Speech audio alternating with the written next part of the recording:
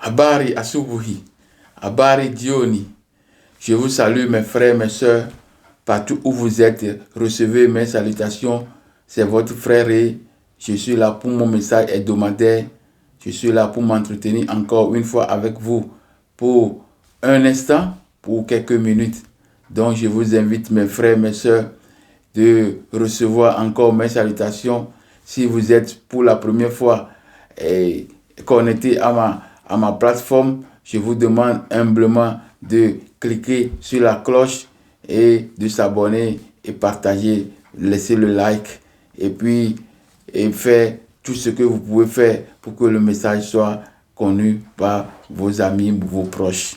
Voilà, le message d'aujourd'hui est intitulé « La relecture macroscopique des chapitres 1 et 2 de la Genèse biblique ». Voilà, nous sommes sur la 4e partie, 4e semaine. Voilà, comme ça, j'ai déjà commencé il y a longtemps. Ceux qui ont déjà commencé avec moi vont aller progressivement pour comprendre ce qui est à l'intérieur de ce message. Voilà, votre frère réserve toujours des passages bibliques. Je réserve aujourd'hui 4 passages bibliques pour ce message. Tous ont été tirés dans Genèse. Donc le premier est tiré dans Genèse 2, versets 8 à 10 et 15. Le deuxième est tiré de la Genèse 13, verset 10. Le troisième est un passage biblique aussi qui est tiré de la Genèse 2, toujours 10 à 11, 13 à 14. Et le dernier est tiré de la Genèse toujours de 15 à 17. Voilà, ce sont des passages bibliques qui nous servent de socle, de base. Ce sont des passages bibliques qui nous servent de lampe pour éclairer la route. Voilà, mes frères, mes sœurs. Si vous avez la Bible, ouvrez toujours la Bible pour suivre les messages ou bien les passages bibliques retenus pour ce message d'aujourd'hui.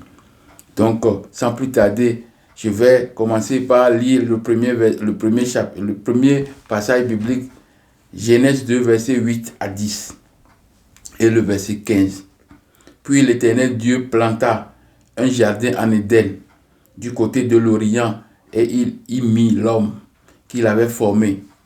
L'Éternel Dieu fit pousser du sol des arbres de toute espèce agréables à voir, à bon à manger, et l'arbre de vie au milieu du jardin, et l'arbre de la connaissance du bien et du mal. Un fleuve sortait d'Éden pour arroser le jardin, et de là, il se divisait en 4 bras. Le verset 15, toujours dans Genèse 2, L'Éternel Dieu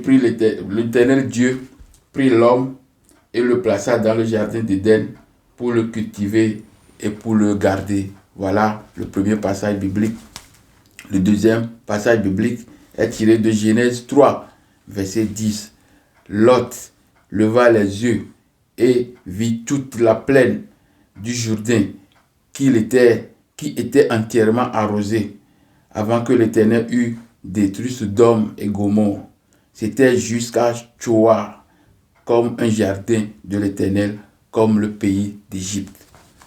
Le troisième passage est tiré de Genèse 2, verset 10 à 11, et Genèse toujours 2, verset 13 à 14. Un fleuve sortait d'Éden pour arroser le jardin, et de là, il se divisait en 4 bras. En 4 bras.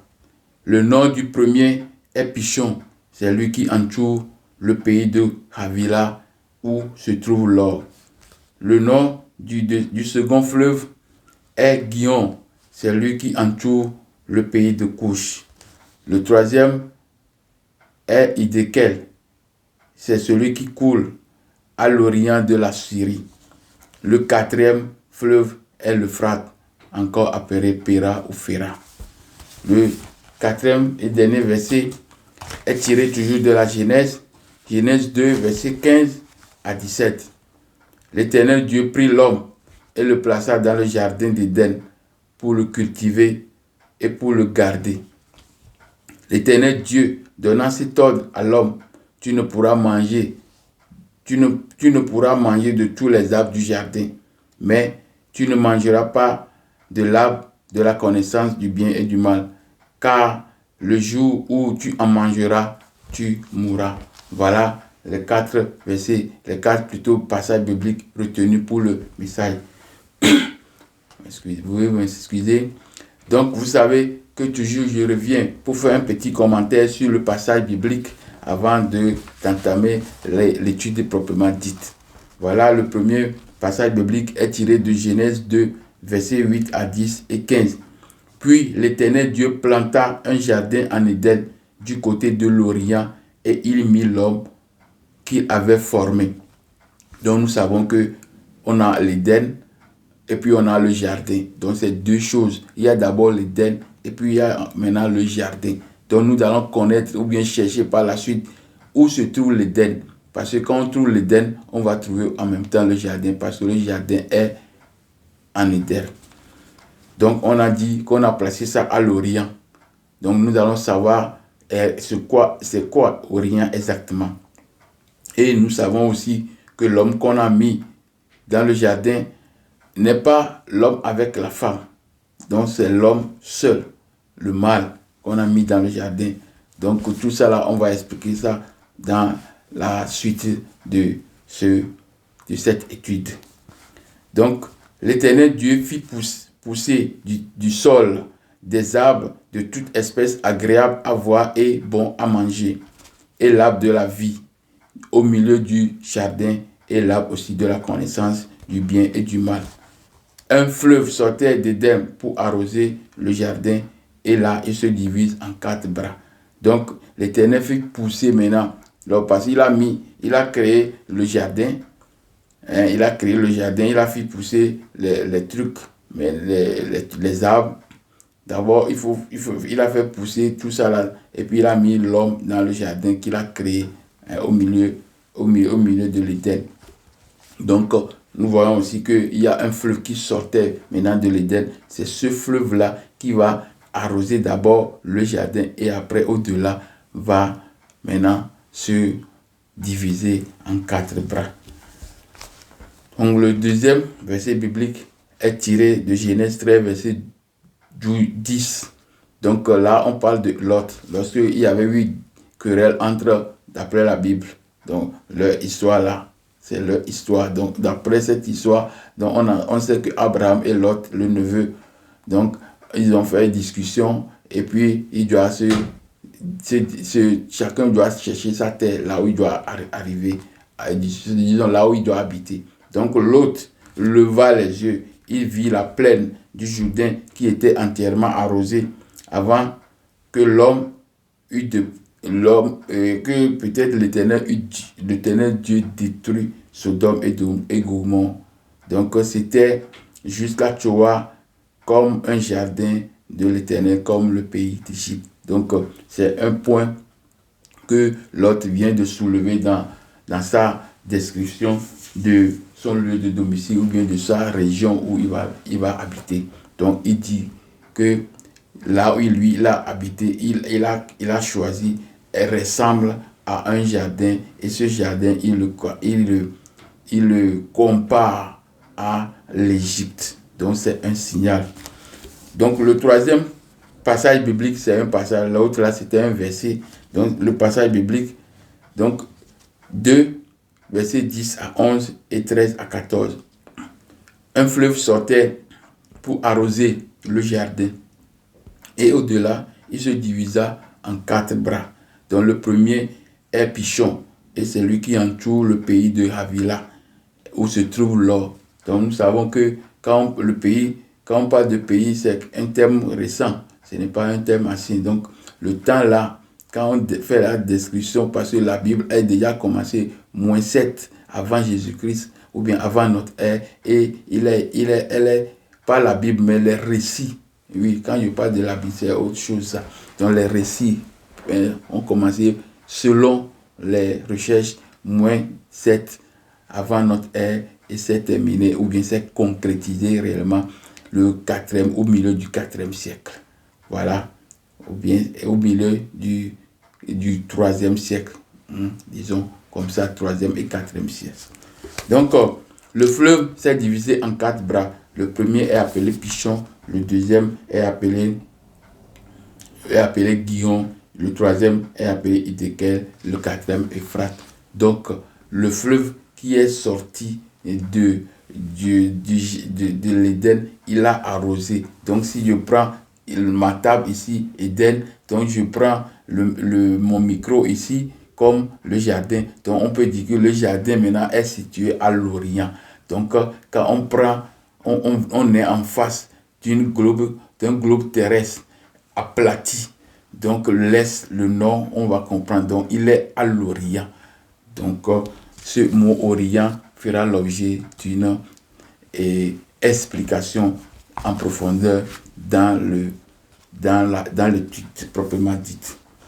Donc, le quatrième verset, le dernier, est tiré de Genèse 2, verset 15 à 17.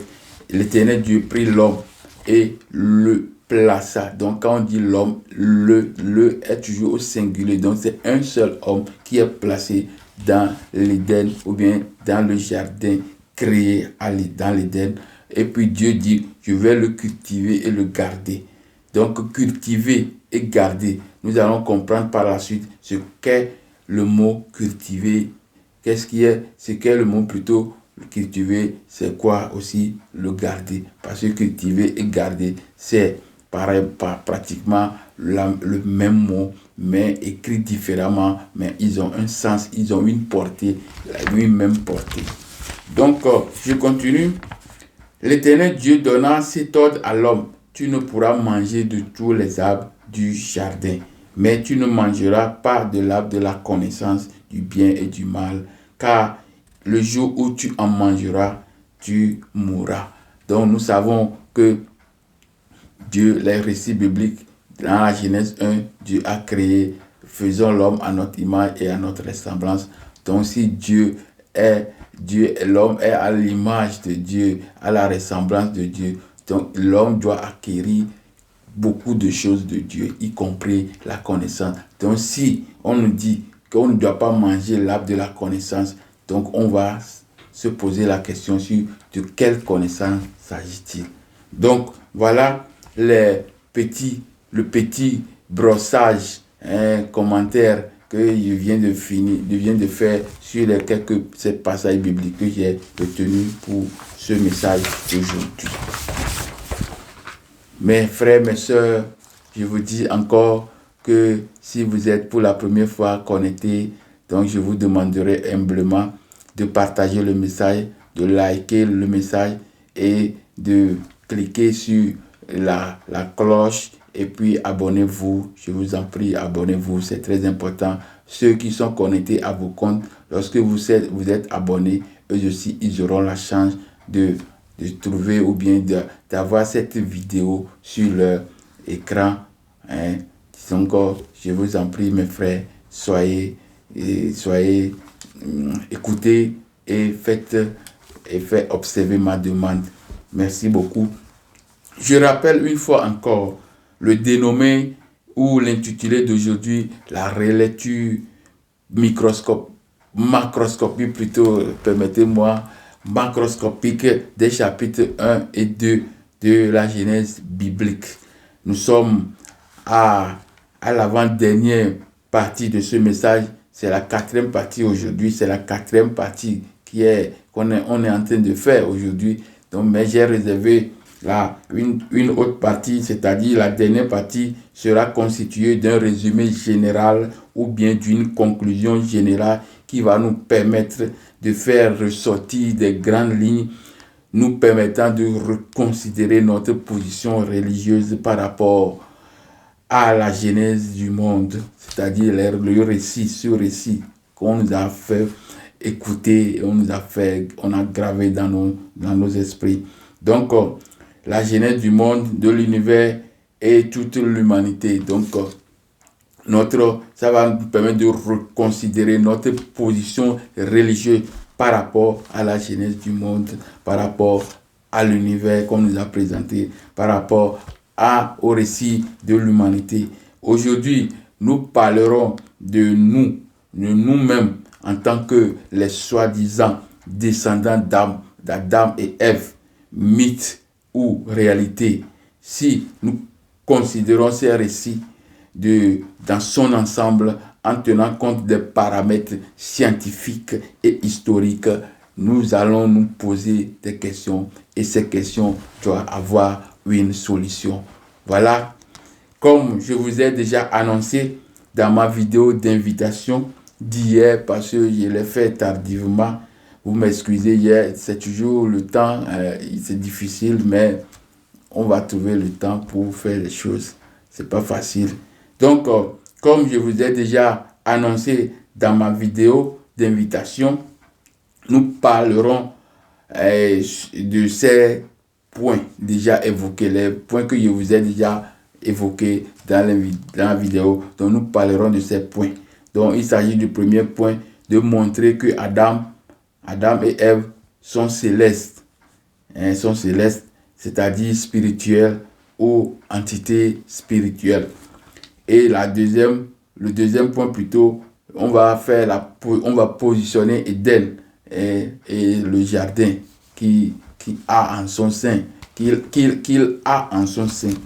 Donc, et le troisième point, on va parler des différents fleuves cités dans le passage biblique, c'est-à-dire dans la Genèse 2, les différents fleuves qu'on a cités. Nous allons repositionner ces fleuves. Donc, voilà les 3 points qui vont nous servir de route, nous servir de points, de points qu'on doit tourner autour aujourd'hui. Donc, voilà, en grosso modo, les 3 points qui feront l'objet de cette partie aujourd'hui. Je rappelle toujours que c'est la 4e partie, c'est-à-dire la 4e semaine d'affilée, oui, que nous parlons c'est intitulé la relecture macroscopique des chapitres 1 et 2 de la Genèse biblique. Je voudrais mettre plutôt l'accent sur un point, c'est-à-dire que les 3 points évoqués maintenant, il y a un est indépendant parce qu'aujourd'hui j'ai réservé seulement ce point chapitre 2, chapitre 2 et le verset 8 à 17, je l'ai réservé uniquement pour aujourd'hui. Mais nous parlerons d'un point qui est un point indépendant, c'est-à-dire montrer que Adam et Ève sont spirituels, sont des êtres célestes, mais plutôt qu'on sont des êtres spirituels et célestes. Ils n'ont pas la chair comme ça. Donc je vais vous expliquer à travers les versets bibliques pour comprendre pourquoi je dis que Adam et Ève ce ne sont pas des charnels, des mortels, mais plutôt des entités spirituelles. Donc, c'est-à-dire les 2 autres points vraiment seront le point qui concerne ce chapitre dans lequel je suis là aujourd'hui pour faire des lumières sur ces passages bibliques. Donc, le premier point, pourquoi je dis que Adam et Ève sont spirituels, ils n'ont pas de chair comme nous. Pourquoi je dis comme ça? Donc, pour cela, nous allons relire quelques versets de la Genèse 1 et on va lire aussi Genèse 3 et on lira aussi Apocalypse. Là, ça va nous permettre de comprendre, d'avoir une idée sur c'est le pourquoi Adam n'est pas charnel, mais plutôt un être spirituel. Donc, nous allons pour cela lire quelques versets bibliques. Ce sont ces versets bibliques qui vont nous permettre de pouvoir comprendre exactement ce qu'on doit dire concernant ce point. Donc, Genèse 1, verset 26 à 27. Qu'est-ce que Genèse 1, verset? Nous sommes dans le chapitre 1 de la Genèse, 26 à 27. Puis, Dieu dit, faisons l'homme à notre image, selon notre ressemblance, et qu'il domine sur les poissons de la mer, sur les oiseaux du ciel, sur le bétail, sur toute la terre, sur le bétail, sur toute la terre, et sur tous les reptiles qui rampent sur la terre. 27, c'est-à-dire verset 27. Dieu créa l'homme à son image, il le créa à l'image de Dieu, il créa l'homme et la femme. Donc nous voyons ici que Dieu a créé l'homme et la femme ici. Et qu'est-ce qu'on nous dit dans le verset 2, chapitre 16 à 17. Nous lisons chapitre 16 à 17. L'Éternel Dieu donna cet ordre à l'homme: tu pourras manger de tous les arbres, tu pourras manger de tous les arbres du jardin, mais tu ne mangeras pas de l'arbre de la connaissance du bien et du mal, car le jour où tu en mangeras, tu mourras. Voilà le deuxième passage encore que je dois lire, que je dois expliquer. Donc nous savons ici dans le premier passage que Dieu a dit. Bon, quand on dit Dieu a dit, donc c'est comme on est en train de rapporter des paroles, des propos de quelqu'un. Donc qui était là avant qu'on dise Dieu a dit? Il serait bon de dire que Dieu aurait dit. Donc c'est encore beaucoup plus flexible. Donc Dieu dit faisons l'homme à notre image. Donc Dieu dit faisons l'homme à notre image et à notre ressemblance. Donc l'homme est créé à l'image de Dieu et à la ressemblance de Dieu. Et je vous ai dit que Dieu est invisible. Comment l'homme peut être créé à l'image de Dieu alors que Dieu est invisible? Donc ça veut dire quoi? Si Dieu est invisible, celui qui doit créer doit être aussi invisible. Ça c'est un premier sens ou bien une première compréhension qu'on doit avoir de ce texte-là. Donc, je continue avec le verset 2, verset 15. Donc, dans le jardin, Dieu dit qu'il a planté des arbres. Et dans le jardin, là, l'arbre qu'il a créé, il y a l'arbre de vie. Donc, nous savons aussi que l'arbre de vie, là, on doit savoir ce que c'est que l'arbre de vie. Vous voyez? Donc, c'est très important parce que l'arbre de vie a beaucoup de différentes significations selon les régions ou bien selon les cultures et les religions qui l'ont employé. Donc, ça, je ne vais pas rentrer directement dans l'explication de l'arbre de vie, mais je veux seulement parler des versets bibliques pour expliquer l'arbre de vie. Donc, Genèse 3 plutôt, verset 2 à 5. Genèse 3, verset 2 à 5. Qu'est-ce qu'on dit? Genèse 3, verset 2 à 5. Voilà. La femme répondit au serpent: nous mangerons du fruit des arbres du jardin, mais quant au fruit de l'arbre qui est au milieu du jardin, Dieu dit: vous n'en mangerez point, et vous n'y toucherez point, de peur que vous ne mourrez. Donc, vous ne mourriez. Donc, voilà l'ordre que l'Éternel a donné à Adam et Ève dans ce cas-là. Donc, on continue avec le verset 23. Donc, le verset toujours de 3, Genèse 3, verset 22 à 23. Donc, qu'est-ce qu'il y a dit ici? L'Éternel Dieu dit: voici l'homme est devenu comme l'un de nous pour la connaissance du bien et du mal. Empêchons-le maintenant d'avancer sa main, de prendre quoi? De prendre l'arbre, d'avancer sa main, de prendre l'arbre de vie, d'en manger et de vivre éternellement. Donc, voilà, quand il dit qu'ils ont tombé dans le péché, alors qu'est-ce qui est arrivé? Donc, Dieu doit les bloquer pour qu'ils n'envoient plus leurs mains pour prendre le fruit de l'arbre de vie. Donc, l'arbre de vie, en ce temps-là, s'il mangeait les fruits de l'arbre de vie, donc il doit vivre. C'est la conséquence, c'est qu'il doit vivre éternel. Donc, il faut le bloquer pour qu'il n'envoie plus sa main là-bas pour vivre éternellement. Donc, c'est un blocus direct qu'on a mis devant l'homme. Donc, on continue. Dans l'Apocalypse 2, verset 7, qu'est-ce qu'il y a écrit? Apocalypse 2, verset 7. On nous dit, Apocalypse 2, verset 7, Que celui qui a des oreilles entende ce que l'Esprit dit aux églises. À celui qui vaincra, je donnerai à manger de l'arbre de vie qui est dans le paradis de Dieu. Dieu étant invisible toujours. Donc, l'arbre de vie, c'est pour les vainqueurs.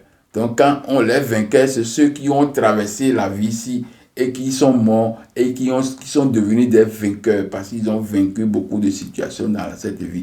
Et ils sont maintenant candidats pour manger l'arbre de vie.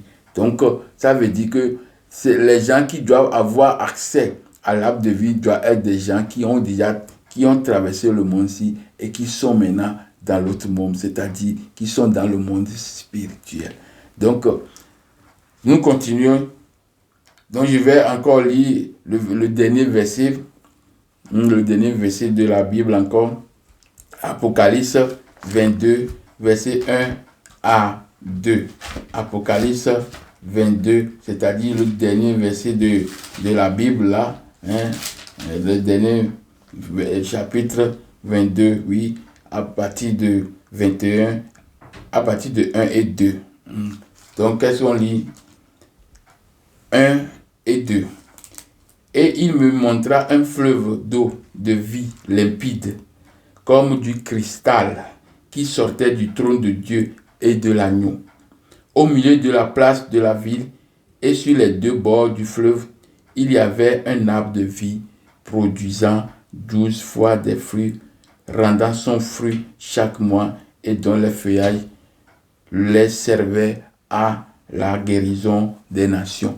Donc, ce qu'on est en train de dire ici, on doit le comprendre après avoir lu plutôt le même chapitre, mais pas le même chapitre, mais Apocalypse 21, verset 27. Qu'est-ce qu'on dit? Il n'entrera chez elle rien de souillé plutôt, ni personne qui se livre à l'abomination et au mensonge.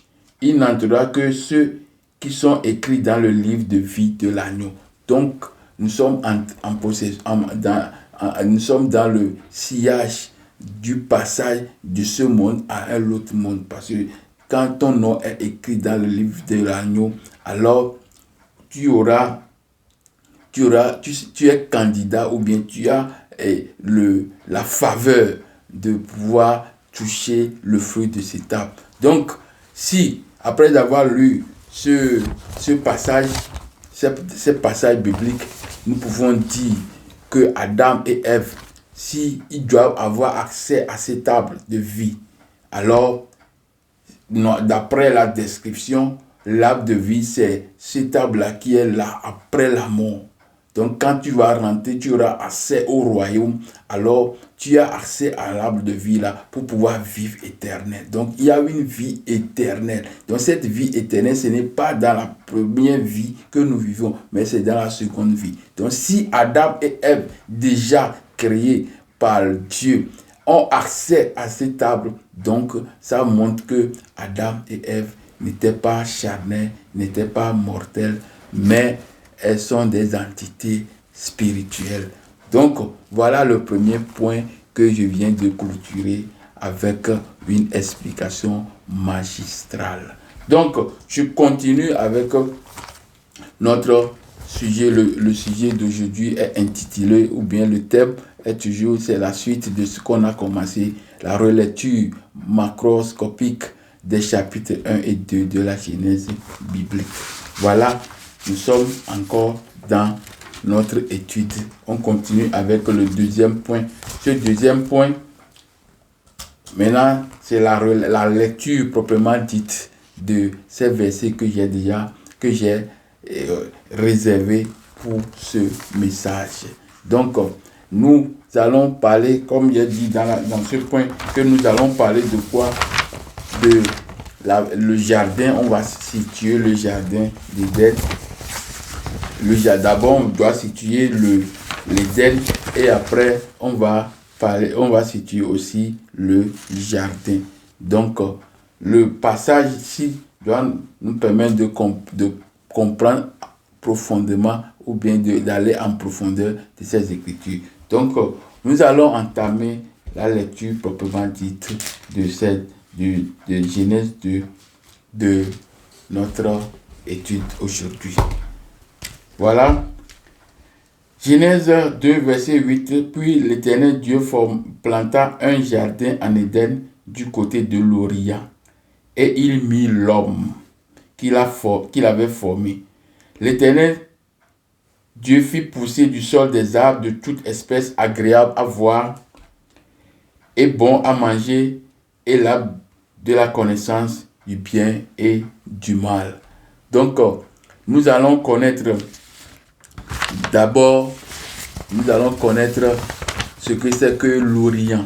Parce qu'on vient de nous dire que Dieu planta un jardin en Éden du côté de l'Orient. Donc, est-ce que le mot Orient est un mot ancien, ou bien c'est un mot récent? Donc, nous savons par des études ou bien par des recherches que le mot Orient est un mot récent qui est employé au XIIe siècle, entre 11e et 12e siècle. Et c'est un mot que les Français ont utilisé, mais a une provenance latine.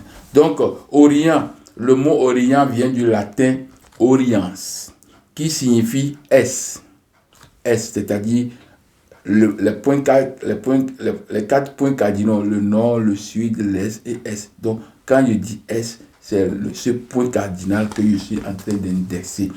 Donc, le mot Orient vient du latin oriens, qui signifie est, et était utilisé pour décrire les pays situés à l'est de l'Europe. Vous voyez? Donc, ce mot est attaché à l'Europe. Si le mot-là est attaché à l'Europe, l'Europe est aussi récente. Donc, le mot-là est aussi récent. À mesure que les Européens se sont développés vers l'Est, la notion d'Orient s'est également élargie, passant d'une utilisation initiale pour décrire les pays maintenant de l'Orient et d'Afrique du Nord. Donc, lorsque le pays, la définition qui est normalement Est de l'Europe, donc lorsque l'Europe s'étend toujours aussi à l'Est avec beaucoup d'évolution, alors ce terme-là a évolué et maintenant est décrit plutôt maintenant les pays du Moyen-Orient. Donc, ce sont des thèmes qu'ils ont créés toujours pour leur propre aventure. Donc, ce thème est maintenant ce thème initial, passant d'une utilisation initiale pour décrire les pays du Moyen-Orient et d'Afrique du Nord à une utilisation englobant finalement l'Asie. Donc, ils ont quitté par le Moyen-Orient et puis maintenant ils ont élargi ça à l'Asie. Voilà, c'est leur explication que eux-mêmes ils ont créé pour pouvoir faire asseoir leur doctrine là. Hein. Donc, l'Orient était exact opposé à l'Occident. Donc, si nous disons que l'Orient c'est Est, donc il est opposé à l'Occident. Ce terme a une origine eurocentrique. C'est eurocentrique. C'est de l'Europe même. Afrocentrique, c'est-à-dire qui concerne que l'Europe dans son sein. Hein. Donc, l'histoire et la culture européenne à l'exclusion des pays occidentaux. Donc, c'est un thème qui a une origine eurocentrique, c'est-à-dire l'histoire et culture européenne à l'exclusion des pays non occidentaux. Donc, Orient apparaît au XIIe siècle de notre ère, c'est-à-dire après Jésus-Christ, comme on a l'habitude de dire. La Bible fut écrite normalement pas la Bible, mais je parle des récits bibliques, parce que la Bible, c'est Biblia, donc c'est l'ensemble des parchemins, des livres qui ont formé la Bible. Donc, ce mot-là, assemblage-là, Bible, on dit, ou bien les récits là, ont commencé déjà -7 avant notre ère pour être concrètes au 3e siècle ou bien à la moitié du 4e siècle après notre ère. Donc, quand on parle de S, celui des 4 points cardinaux et où le soleil aussi se lève. Donc, on dit que le soleil aussi se lève en cet endroit. Donc, de l'Orient à l'Occident, ce pays est à l'Orient de tel autre pays aussi est à l'Orient. Donc, c'est quand on dit de l'Orient à l'Occident, bon, ça c'est, je parle de le soleil se lève à l'Orient. Maintenant, de l'Orient à l'Occident, ce pays, les pays, c'est-à-dire tous les pays peuvent dire que lui là, il est à mon est, et l'autre est à l'est. Donc, l'est et l'ouest, est, tout ça là, c'est une manière de pouvoir se décrire. C'est-à-dire que si moi je suis au nord, je vais dire que je suis au nord de. Donc si je suis au sud, je suis au sud de. Si je suis à l'est, je suis à l'est de tel pays. Si je suis en France, je vais dire que tel pays est à l'est, tel est à l'ouest. Donc tout juste, l'est diffère d'un pays à un autre. Donc tout le monde peut dire, il est à mon est, il est à l'est de moi. Il est à l'est. Donc ça ne veut pas dire que c'est quelque chose qui est figé. C'est quelque chose qui est, oui, figé. Et puis, quand on parle de ça, on doit tourner nos regards vers ça. Donc, l'est, c'est mute. Ça varie d'un endroit à un autre. Voilà ce que je voulais dire. Donc, est-ce que l'Orient est égal à Est ou bien ils sont différents? Donc, oui, l'Orient est équivalent à l'Est. Quand on aplatit le globe terrestre, nous avons dans cette position le nord, le sud, l'est et l'ouest. Dans ce cas où se trouve alors le centre. Parce que quand on parle du nord, avant de dire que ici c'est le nord, l'autre là c'est le sud. Donc il faut qu'il y ait un centre qui va permettre de définir la position, ces positions. Donc, où se trouve alors le centre? Le centre se trouve en Afrique.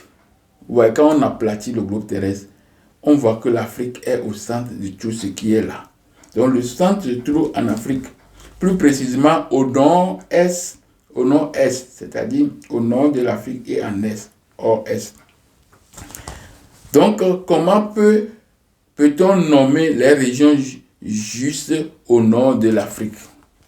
Donc comment peut-on nommer les régions juste au nord de l'Afrique? Pays de l'Orient ou pays Moyen-Orient. Comment on peut, maintenant quand on a aplati le globe terrestre et on voit que l'Afrique est au centre. Maintenant, comment peut-on nommer les régions juste au nord de l'Afrique? Les pays de l'Orient ou pays Moyen-Orient ou pays Extrême-Orient. Comment on peut les nommer? Quand l'Afrique est au centre, comment maintenant on est arrivé à nommer l'Est? On arrive à nommer le pays de l'Orient, pays Moyen-Orient, pays Extrême-Orient. Donc, le terme Orient et Est sont inchangeables. C'est ça que j'avais dit. Le terme Orient et Est sont inchangeables. Et l'un n'a pas primauté sur l'autre. Donc ici, quand on parle de Orient, tout le monde tourne le regard au côté, là, au petit triangle là, qui est là. Non. Donc, il n'y a pas un qui doit avoir primauté sur l'autre. Il y a équivalence entre les deux. Donc, il n'y a pas un qui a la primauté sur l'autre. C'est spécialement cet endroit. Donc, c'est spécialement cet endroit, c'est-à-dire l'endroit précis. L'endroit précis que on va dire que et à partir du centre, c'est-à-dire à partir de l'Afrique, on peut situer d'autres à l'est et à l'ouest. Donc, c'est une politique bananière, c'est-à-dire si on dit et on définit maintenant un côté seulement, orient et tout le monde regarde cet endroit. Donc c'est une politique, une politique bananière, c'est-à-dire on vient de choisir arbitrairement un endroit qui est orient. Non, ce n'est pas possible. Le soleil se lève aussi à l'est. Ça ne veut pas dire que le soleil se lève chez les pays du Moyen-Orient ou les pays du Proche-Orient ou les pays du Extrême-Orient. Parce qu'on a positionné, on dit l'Orient aussi, c'est là où le soleil se lève. Oui, le soleil se lève à l'Orient. Mais ce n'est pas une raison pour dire que l'Orient, quand le soleil se lève, il se lève précisément dans cet endroit. Non, c'est une manière. Non, c'est juste une question de position du globe terrestre vis-à-vis du soleil. C'est un point, un trait. C'est-à-dire, quand nous voyons le globe terrestre, là, oui, le globe terrestre, quand nous voyons, donc, la lumière du soleil qui est projetée sur le globe, quand le globe tourne, on voit que quand ça tourne, quand ça tourne, celui qui est à l'obscurité va revenir à la lumière. Donc, chaque fois, le même processus se précise et la même chose se répète. Donc, on voit que c'est cette position du soleil face à la terre qui nous dit que c'est l'est. Sinon, ceux qui sont dans l'obscurité, eux, ils ne peuvent pas dire que c'est là-bas l'est. C'est difficile. Vous voyez? Donc, c'est la position. C'est parce que le soleil, même, on a dit que le soleil dort et puis il se réveille. Non, c'est la terre qui tourne et il tourne. Et c'est la terre qui tourne sur elle-même. Donc, elle tourne est devant la face du soleil. Donc, c'est cette répétition qui fait qu'on pense que c'est à l'est. Non, ce n'est pas fait de l'est. Et la lumière là n'est pas concentrée sur un endroit qu'on appelle Orient, qu'on appelle le triangle là en haut de l'Égypte. Non. Ce n'est pas vrai. L'Orient ne veut pas dire que nos regards doivent être tournés vers cet endroit. L'Orient juste pour montrer que quand la Terre tourne, on voit que le soleil qui est fixe, donc la Terre revient, le côté est elle vient en répétition devant le soleil. Donc c'est pourquoi on dit que le soleil se lève à l'est. Non, le soleil ne se lève pas. Il est toujours là, fixe. C'est la terre qui tourne. Et c'est l'est de cette terre, c'est-à-dire qu'on a aplati la terre, c'est l'est là qui vient toujours devant le soleil en premier lieu. Donc, ça ne veut pas dire que le Proche-Orient, Moyen-Orient, tout ça, non. L'Asie même, c'est elle qui est considérée comme Orient. Parce que quand on aplatit toute l'Asie, y compris même l'Europe, parce que l'Europe est même dans l'Asie.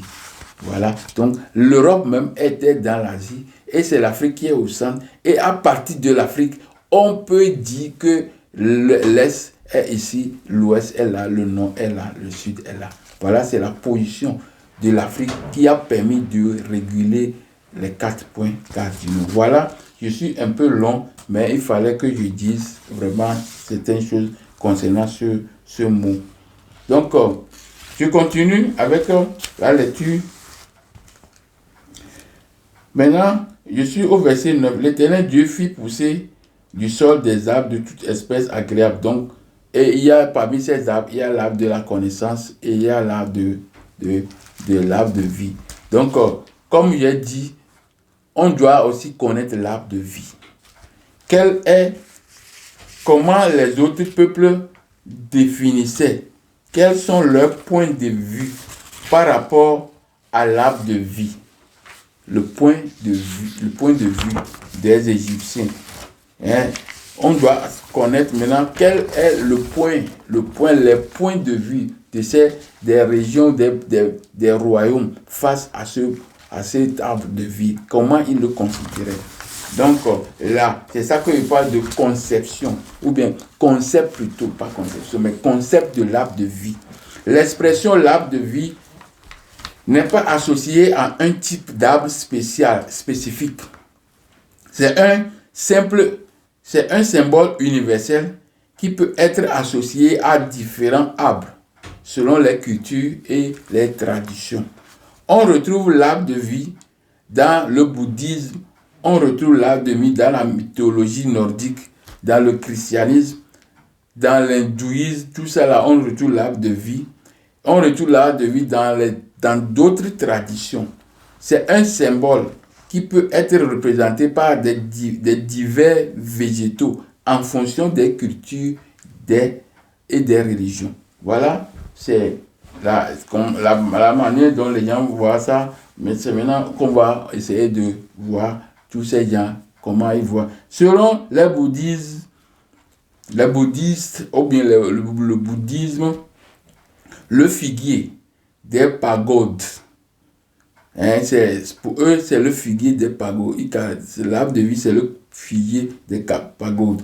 Car c'est sous cet arbre que Bouddha a atteint l'illumination. Donc, pour les bouddhistes, c'est l'arbre là, figuier. Donc, pour les mythologies nordiques, c'est-à-dire les pays du nord de l'Europe, c'est ça qu'on appelle mythologie nordique. L'olivier, symbole de paix, de réconciliation, est parfois associé à l'arbre de vie. Donc, nous allons aussi parler du judaïsme. Le judaïsme, l'arbre séphirotique, qui est représenté par la structure de l'univers, est un symbole de vie. Pour les chrétiens, l'olivier, symbole de la paix et de la réconciliation, est parfois associé à l'arbre de vie. En Afrique de l'Ouest, le baobab et moringa, respectivement, sont caractérisés par la longévité, parce que le baobab est caractérisé par sa longévité et son importance dans la vie des gens de la localité. Et pour moringa, c'est aussi ses propriétés nutritionnelles et exceptionnelles. Donc mais ici, nous allons nous intéresser plutôt à la notion de l'arbre de vie, c'est-à-dire selon la plupart des peuples que nous avons dans la Bible. Donc, quand on parle des Perses, il y a les Perses dans la Bible, il y a les Babyloniens dans la Bible, il y a les Assyriens dans la Bible, et enfin, nous avons aussi les Égyptiens dans la Bible. Donc, nous allons essayer de lire, de passer une analyse sur la manière ou bien le point de vue selon le concept de l'arbre de vie. Donc, et cet arbre de vie, dans le verset, on nous a dit que cet arbre de vie est placé où? À l'Orient. Et bon, à l'Orient, donc pas encore le mot que je voulais, le mot que je suis en train de chercher, je ne l'ai pas encore vu, donc c'est un peu en bas. Donc, je vais faire un petit arrêt maintenant sur ce point, parce que je viens d'annoncer le concept d'arbre de vie selon les différents peuples que nous avons, les différents peuples. Mais le plus concerné, c'est-à-dire j'ai parlé du christianisme, le bouddhisme, le judaïsme, tout ça là, l'Afrique. Maintenant, ce qui nous intéresse de plus, ce qui nous intéresse réellement ici, c'est les peuples qu'on a écrits dans la Bible. Quelle est leur conception, quel est leur concept, quelle est leur idée, leur vue sur l'arbre de vie. Donc, si on connaît ça, on va voir ce qu'est l'arbre de vie réellement. Comme il est déjà défini ça avec la Bible dans Apocalypse, tout ça, que c'est quelque chose qui est réservé à l'éternité, qui est réservé pour le monde à venir, pour la vie de l'autre côté, l'au-delà. Donc, on va voir ici aussi comment les gens là définissaient l'arbre de vie dans leur concept. Voilà, c'est cette partie que nous allons entamer après une petite coupure que je vais faire dans ce maintenant. Donc, on va se revoir tout à l'heure pour pouvoir connaître le concept des autres peuples, c'est-à-dire les Perses, les Babyloniens, les Assyriens et les Égyptiens seront l'arbre de vie. À tout à l'heure.